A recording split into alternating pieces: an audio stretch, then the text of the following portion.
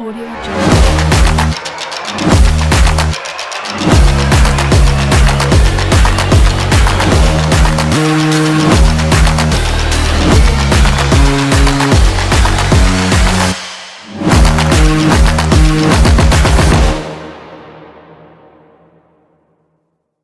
What's good, everybody? It's your boy, Sammy Socialite, bringing you yet another episode of Eating Sports Chat. You know, today on Eating Sports Chat, I got to keep it healthy today. So, I got a salad with a delicious air-fried steak and, you know, some feta cheese, some cheddar cheese, some onions, some cucumbers, a little light Caesar vinaigrette dressing, and a little light ranch, just a little mix it up. And so, yeah, got that for you. I'm going to enjoy this while I break it down about this wild NFL weekend. Last week was boring in the NFL. This week, everything was epic. Chargers versus Browns. Yo, when I tell you, the Chargers and the Browns are scoring back to back to back to back to back to back the whole game. The final score was like 48-42. Now, craziest thing about this game is Odell was on the field, but Odell only got two catches for 20 yards. And they scored all the points. Nick Chubb was running all on the field all day. He had like over 150 total yards, 2 touchdowns. It was a crazy game. Chargers, Austin Eckler went ham, had a lot of points. Justin Herbert, though.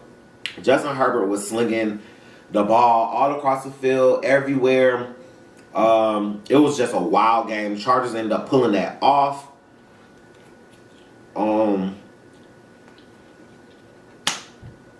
My Chiefs, boy.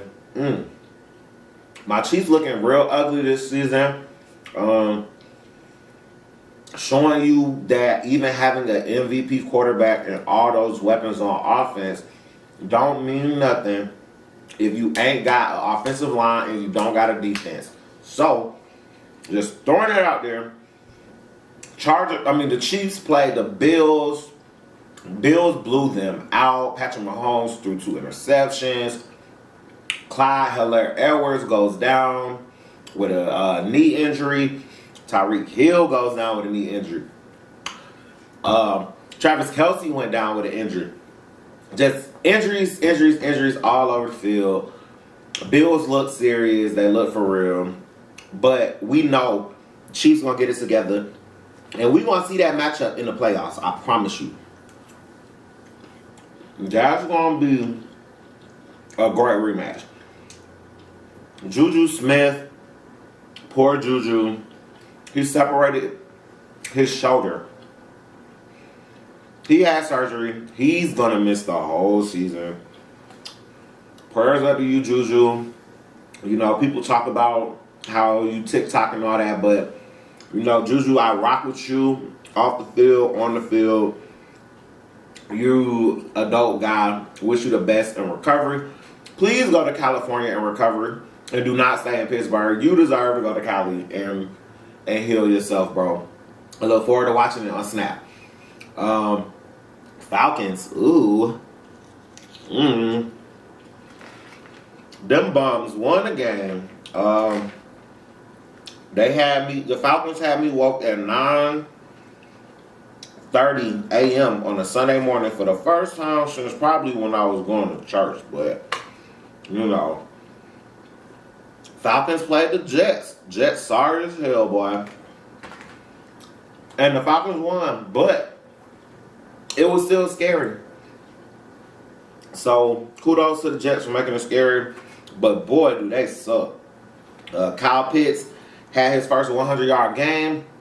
Calvin Ridley, I don't know what happened to him. I'm not going to speak on it because it still hasn't been said, you know, what the personal matter was. But Calvin Ridley did not travel to England with the team. due to personal reasons. So we didn't have Calvin, didn't have Gage. Kyle Pitts had a 100+ yard game finally and his first touchdown.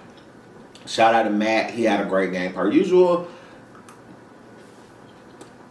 The Dallas versus the Giants game. Crazy game. You get Saquon Barkley. Basically, it looked like he broke his ankle. They showed the ankle. It was really disturbing to look at. He missing the whole game. Daniel Jones tries to score a touchdown, gets a concussion, and tried to still play. He was wobbling. He almost fell. A Cowboys player had to go try to catch him from falling. So just crazy. He hurt. Saquon got hurt. I think they have another wide receiver playing. Oh, Kenny Galladay. Kenny Galladay hyperextended his knee. He was out. So they had Mike Glennon as a quarterback. If you remember, Chicago before Trubisky and Tampa Bay, Mike Glennon was that quarterback. And he was actually finding Kadarius Toney, who was a rookie, all game. Kadarius ended up getting like 11 catches for 178 yards before he got ejected for punching DeMonte Casey with his helmet on. I don't know why players do it. I think it's the stupidest shit you could ever do. Why would you punch somebody with your bare hand on that hard ass helmet? But you know what? Niggas do what they do. He got ejected. Clearly the Giants lost. And Dak and the Cowboys look for real. Zeke look for real. Now, this is the big NFL news that happened this weekend. While all the games are going on, emails come out about John Gruden, the now former head coach of the Oakland Raiders, now Las Vegas Raiders. He basically was talking about D. Smith, the NFL Player Association president, saying his lips were as big as, and I quote, Michelin Tire Man. So, basically, they talked to him. He made a statement. But him being racist to D. Smith, who was a black man, saying he got the lips as big as the Michelin Tire Man, nothing happened to him then. But they released more emails talking about women, gays, trans, etc., all types of people, basically showing that he was just basically a piece of shit. Like, it is what it is. Like, John Gruden has been talking shit about all types of people through email of all things for years. And the sad thing about it is he's the only one that got caught. There's probably so many more of these people in these positions that are talking so much smack about all these different type of people. So, Raiders fire John Gruden. He's going, adios, sayonara, sucker. I don't even care, but he's gone. So, I'm going to parlay into college football. Boy, college football was just about as wild as the NFL was this week. Alabama. Number one, Alabama takes a stupid L to Jimbo Fisher and Texas A&M. They got the win in the final minute. You know what I'm saying? It was a crazy game. Texas A&M was beating them by so much at halftime. You knew Alabama was gonna come back. Alabama came all the way back to the lead, but they let Texas A&M score one last time. Good job, Jimbo. You deserve. LSU sucks. That's like I be wanting to talk about LSU because a lot of they players come to the NFL and be good, but LSU sucks, stinks, poo, garbage. I feel bad for all these swamp monsters, but y'all team sucks. Georgia Tech and Florida State, they both went into North Carolina this past weekend, and they both won their games. Georgia Tech beat Duke, and FSU beat UNC. And I think it's really good to see Georgia Tech and Florida State doing better because, I mean, those are the tops. That's like the class of the ACC outside of Clemson to me. So if they get their shit together, it'll start looking back how it needs to be.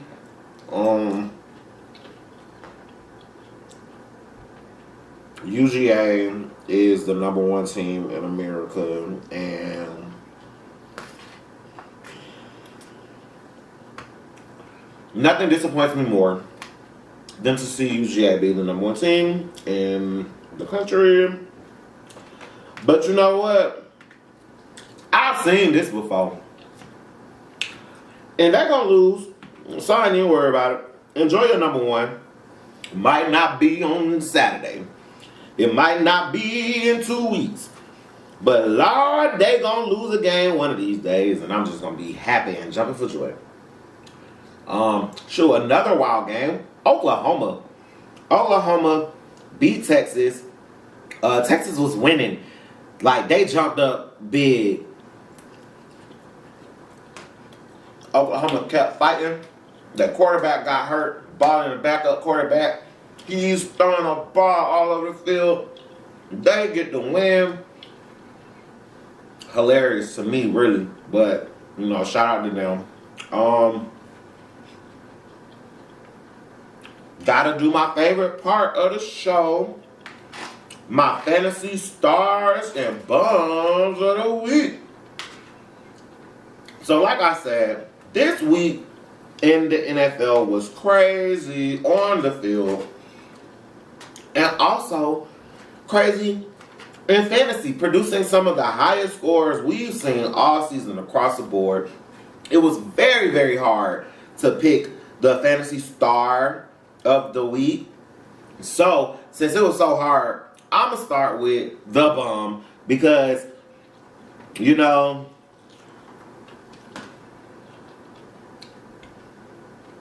in fantasy, it's very hard to get a tight end that consistently does what, you know, Travis Kelce does. So I picked up Jonnu Smith this year because last year when he played with the Titans, he had some really good games, and I felt like the Patriots like using tight ends, so maybe he will get some burn. No, he gotta go. The man averages like 2 catches this season for like 10 yards. I'm giving up on him. Jonnu Smith, you are one half of the fantasy bum this week. And the other one, Cole Beasley, you just out there. Your team scored 40 points, or 36 points against the Chiefs. And you was out there doing cardio, my guy. You didn't catch nothing, you didn't score nothing. Like, you got Emmanuel Sanders making you look like nothing. It was a mess to watch, honestly. So Cole Beasley, you are the other fantasy bum of the week. You and Jonnu Smith, y'all both in the AFC North. The AFC East. Y'all go link up and share that trophy. the stars.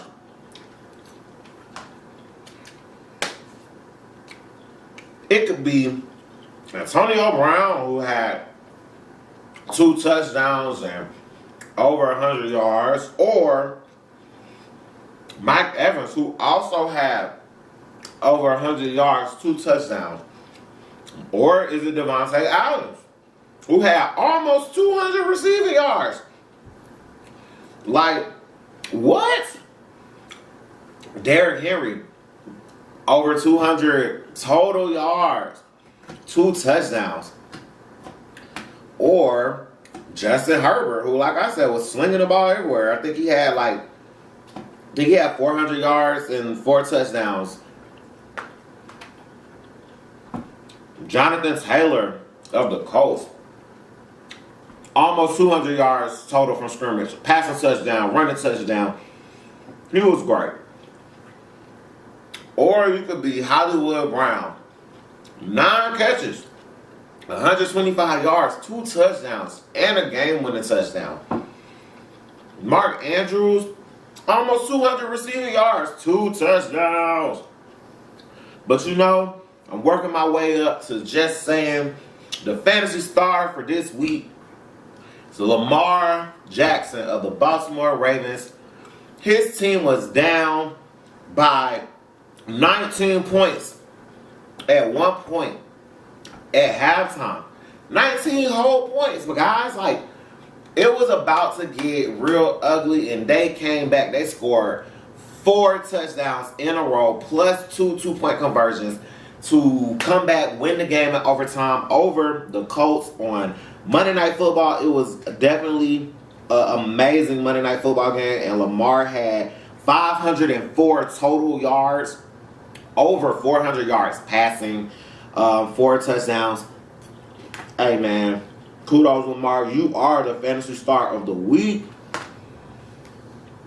And last but not least, the NBA boy. So, I got to do my quick little update on Kyrie Irving, because Kyrie, they have officially announced that Kyrie Irving cannot practice or play away games. We already know he can't play home games, but can't practice, can't play away games with the team this year unless he gets vaccinated. The team will not put up with the shenanigans of him being a part-time player.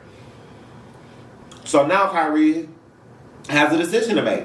He's recently just came out earlier and stated that the reason why he refuses to get the vaccine is not because he's anti-vax, but because there are jobs that are requiring employees to have it, and he wants to be the voice for people who can't be the voice for themselves. And I'm like, Negro, what? Kyrie, it's your money. You can do what you want to do, but that's the stupidest reason ever, bro. You're not anti-vax, but you want to be the voice for people that are anti-vax. It doesn't make sense, Kyrie. I support you. I love watching you play. This ain't it, bro. You need to figure something out. And last but not least, Ben Simmons. I told y'all a few episodes ago, Ben Simmons said he will never play for Philly again. Tell me why. Ben Simmons is back in Philly. Took his COVID test. He's back with the team. What the hell, bro? All that shit he was talking, all that shit Joel Embiid was talking, all the shit Doc Rivers was talking. Ben Simmons is back in Philly. It's going to be crazy. That's something we're definitely going to be watching on Eater Sports Chat over the next few weeks. So we got to see what's going to happen with that situation. But once again, thank you all for joining me on Eater Sports Chat this week. It was a ball. It was a pleasure. I love every second of it. I probably should start eating healthy more often. This salad was busting. As you can see, I am demolishing it. Love you all. Like, share, subscribe. If you want to be a sponsor, please hit me up. I'm asking for all types of sponsors, so hit me up. And I will see y'all next time on Eating Sports Chat with Sammy Social Life.